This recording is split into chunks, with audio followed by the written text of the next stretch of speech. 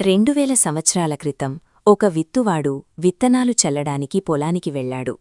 ఆయన తన చేతిలోని విత్తనాలను భూమిపై ఎంతో ఉదారంగా ఏ పక్షపాతం లేకుండా చల్లాడు. ఒకే విత్తువాడు, ఒకే రకమైన విత్తనం. కాని ఆ విత్తనం పడే చోటును బట్టి అది ఇచ్చే ఫలితాలు పూర్తిగా మారిపోతాయి. అంతిమంగా పంటను నిర్ణయించేది విత్తనం కాదు, అది చేరుకునే నేల స్వభావం. చరిత్రలో ఎంతో లోతైన అర్థం దాగి ఉన్న ఈ సత్యమే విత్తువాని ఉపమానం. కొన్ని విత్తనాలు పొలం గట్టున ఉన్న దారిలో పట్టాయి. ఆ దారి మనుషులు నడిచి నడిచి రాతిలా గట్టిపడిపోయింది. ఆ విత్తనం నేల లోపలికి వెళ్లలేక పైనే ఉండిపోయింది. నేల లోపలికి చొచ్చుకుపోలేని ఆ విత్తనం అక్కడ ఎక్కువసేపు ఉండలేకపోయింది. క్షణాల్లో ఆకాశం నుంచి పక్షులు వేగంగా ఎగురుకుంటూ వచ్చి ఆ విత్తనాలను ఒక్కసారిగా తన్నుకుపోయాయి. దేవుని వాక్యం మన చెవిన పడినప్పుడు దాన్ని గ్రహించి మనస్సులోకి తీసుకోకపోతే ఆ సత్యం మన దగ్గర నిలవదు, అది వెంటనే అపహరించబడుతుంది. నీటి ఆధునిక ప్రపంచంలో మన మనస్సు కూడా అచ్చం ఆ దారిలాగే తయారైంది. నిరంతర డిజిటల్ శబ్దాలు, చేతిలోని ఫోన్ స్క్రీన్లు, ప్రపంచంలోని గందరగోళం మధ్య మన ఆలోచనలు ఎప్పుడూ క్షణం తీరిక లేకుండా పరిగెడుతూనే ఉన్నాయి. ఆ రద్దీలో మన హృదయం బాగా నలగగొట్టబడిన నేలలా కఠినంగా మారిపోయింది.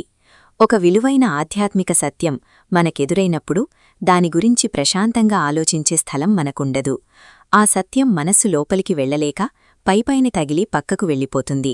సత్యం మనకు అందుబాటులో లేకపోవడం వల్ల కాదు, అది నాటుకోవడానికి కావాల్సిన నిశ్శబ్దాన్ని మనం మన జీవితాల్లో కోల్పోవడం వల్లనే ఆ వాక్యం వ్యర్థమవుతోంది.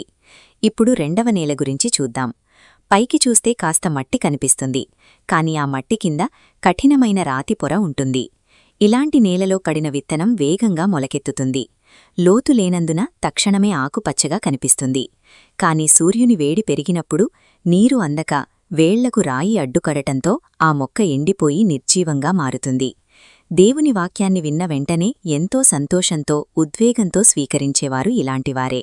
ప్రారంభంలో వారు చూపే ఉత్సాహానికి లోతైన ఆధ్యాత్మిక పునాది ఉండదు. జీవితంలో ఒక ఊహించని కష్టం వచ్చినప్పుడు లేదా వాక్యం నిమిత్తం తీవ్రమైన బాధ ఎదురైనప్పుడు వారి విశ్వాసం కుప్పకూలిపోతుంది. సరైన అవగాహన లేకుండా కేవలం తాత్కాలిక భావోద్వేగాలపై ఆధారపడిన విశ్వాసం వాస్తవ ప్రపంచంలోని కష్టాల వేడికి ఎప్పటికీ నిలబడలేదు. మూడవ రకం నేల చాలా లోతైనది.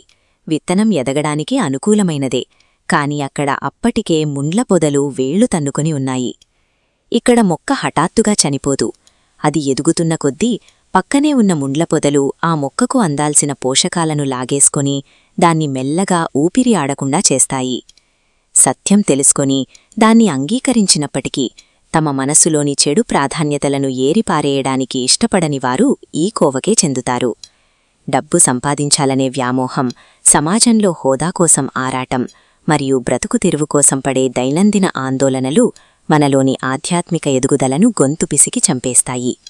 ఒకే హృదయంలో దేవుని వాక్యం మరియు భౌతిక ప్రపంచంపై అధిక వ్యామోహం రెండూ కలిసి ఉండలేవు.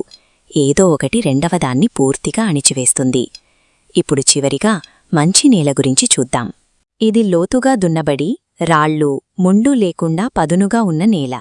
ఈ నేలలో పడిన విత్తనం ఎటువంటి అడ్డంకులు లేకుండా బలంగా వేళ్లూనుకుంటుంది. అది 30దంతలుగా, 60దంతలుగా, 100అంతల పంటగా ఎదిగి బయటకు వస్తుంది. ప్రశాంతమైన భక్తి, బైబిల్ను లోతుగా అధ్యయనం చేయడం, ఇతరులకు నిస్వార్థంగా సహాయం చేయడం, ఇవే ఆ మంచి నేల ఇచ్చే ఫలాలు. ఒక వ్యక్తిలో వచ్చే లోతైన ఆధ్యాత్మిక మార్పు ఆకస్మికంగా జరగదు. అది హృదయాన్ని సిద్ధం చేసుకుని దాన్ని నిరంతరం కాపాడుకోవడం వల్ల వచ్చే సహజ ఫలితం. గతం వదిలేద్దాం. విత్తువాడు చల్లిన ఆ విత్తనం ఇప్పుడు ఈ క్షణాన మీ అంతరంగంలో పడుతోంది. ఒక్కసారి ఆలోచించండి. మీ హృదయం ఏ నేలలాంటిది? గట్టిపడిన దారిలా, రాతి నేలలా, ముండ్ల పొదల్లా మీ మనసును ఉంచుకోకండి. ఈ రోజునుంచే దేవుని వాక్యానుసారంగా జీవించడానికి నిర్ణయం తీసుకోండి. వాక్యాన్ని వినడం మాత్రమే కాదు, దాని ప్రకారం నడిచినవారే ఫలమిస్తారు. వినువాడు వినుగాక.